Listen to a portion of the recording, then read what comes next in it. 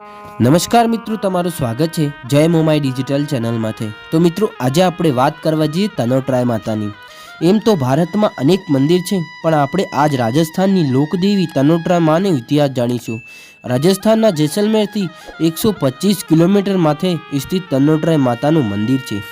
માતા તનોટરાયને શ્રી આવડદેવીના નામથી પણ જાણવામાં આવે છે। આ ભારતમાં પ્રચલિત છે। આ એવું મંદિર છે જ્યાં સીમાના ફૌજી માતાજીની સેવા પૂજા કરે છે। અને તમારી જાણકારી માટે આ વાત કરીશું કે ભારત પાકિસ્તાનના યુદ્ધમાં પાકિસ્તાન ભારત માટે 3000થી વધારે પરમાણુ હુમલા કર્યા અને કરીબ 450 બમ આજ સુધી મંદિરમાં છે, પણ હજી સુધી એક બમ પણ નથી ફૂટ્યો।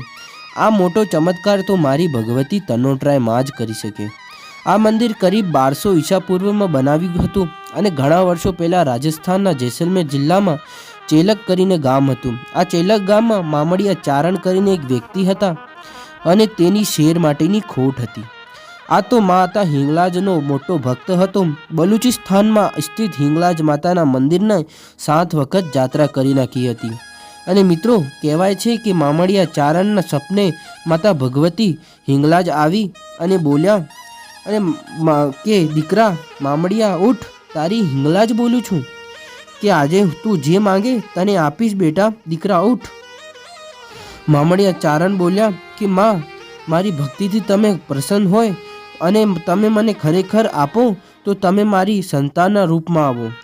માતાજી બોલ્યા કે દીકરા, તો ઠીક છે, હું હિંગલાજ તને વચન આપું છું, તારી પહેલી સંતાનના રૂપમાં હું પોતે આવી અને બીજી સંતાનો આવશે, એમાં તું 6 સંતાન તારી આવશે અને આમાં તું આશી, શેષી, ઘેલી, હોલબાઈ, રૂપબાઈ અને લાંગબાઈ નામ રાખજે।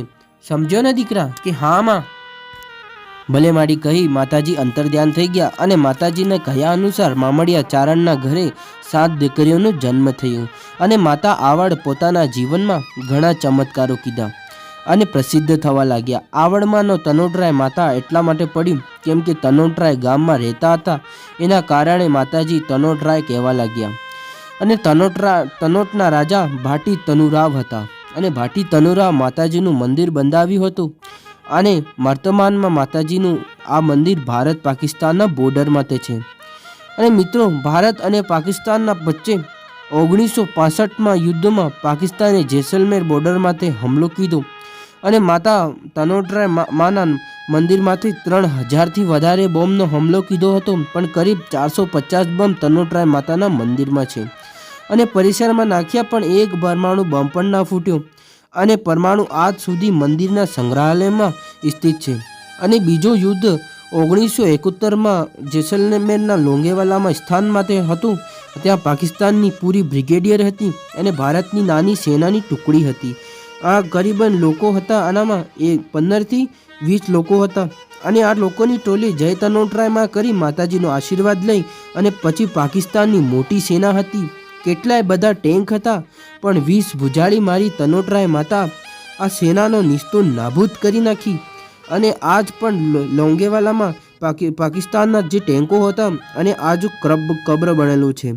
અને 1965 યુદ્ધ પશ્ચાત પાકિસ્તાન બ્રિગેડિયર શેહનવાજ ખાન પણ તનોટરાય માતાના દર્શન કરવા આવ્યા હતા અને માતાજીના ચરણોમાં એક ચાંદીનું છત્તર ચડાવ્યું અને આજ પણ પાકિસ્તાન સેના માતાજીના સામે નજર નથી ઉઠાવી શકતી, માથું નીચે નમાવી રાખે।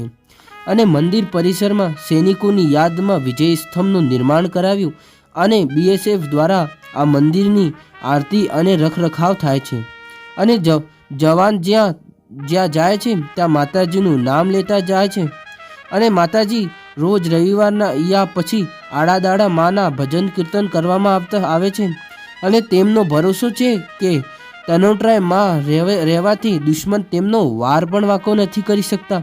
તો બોલો તનોટરાય માતની જય, તો બોલો દશા માતની જય, તો બોલો મેલડી માતની જય, તો બોલો મહાકાલી માતની જય। તો મિત્રો, આ તો રાજસ્થાનની લોકદેવી તનોટરાય માનો ઇતિહાસ આ સમના બાજુમાં જ આવે છે। તો મિત્રો, વિડીયો સારો લાગે તો વિડીયોને લાઈક અને ચેનલને સબસ્ક્રાઈબ કરી બેલ નોટિફિકેશન ઓન કરી દેજો। તો જય દશામાં।